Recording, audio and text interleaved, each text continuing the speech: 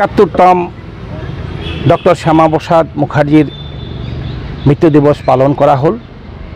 Doctor Shyamaprasad মুখার্জির আজি ৭১ বছর আমিও এই বলিদান দিবস হিসাবে আমি পালন কৰি আহি আছোঁ।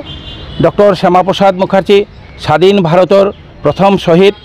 তেওঁ কাশ্মীৰত আজিৰ তাৰিখত 23 জুলাই 23 জুন 1953 তেওঁ কাশ্মীৰ চৰকাৰে অবৈধভাৱে তেওঁক তিল তিলকৈ হত্যা কৰিছিলে। এই হত্যাত যেতিয়া দেশব্যাপী আন্দোলন হৈছিলে, আন্দোলন ভাৰত চৰকাৰে উপায়হীন হৈ তেওঁক ভাৰতীয় শহীদ হিচাপে, স্বাধীন ভাৰতৰ প্ৰথম শহীদ হিচাপে ঘোষণা কৰিলে। আৰু দেশৰ কাৰণে তেওঁ যি বলিদান দি গ'ল, তেওঁৰে এটাই শ্লোগান আছিল, এক নিশান, এক প্ৰধান, এক বিধান। আজি ৭১ বছৰ আমাৰ ডক্টৰ শ্যামাপ্ৰসাদ মুখাৰ্জীৰ মৃত্যু দিৱসত আজি তেওঁৰ তিনিটাই উদ্দেশ্য সম্পূৰ্ণ হৈছে।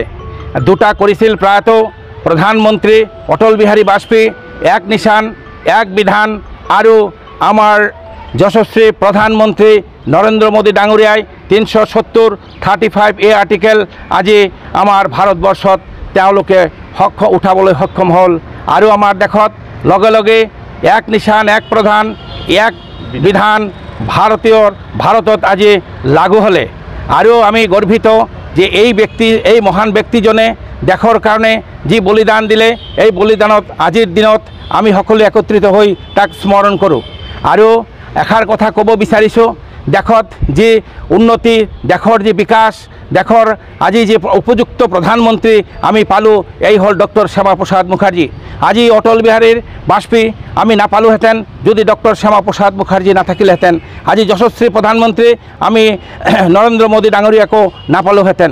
আজি দেশৰ যি পৰিৱৰ্তন হ'ল, এই পৰিৱৰ্তন আৰু দেশৰ উন্নতি আৰু দেশৰ বিকাশ, এই সকলোত আমাৰ ডক্টৰ শ্যামাপ্ৰসাদ মুখাৰ্জীৰ অৱদান বুলি আমি ভাবোঁ।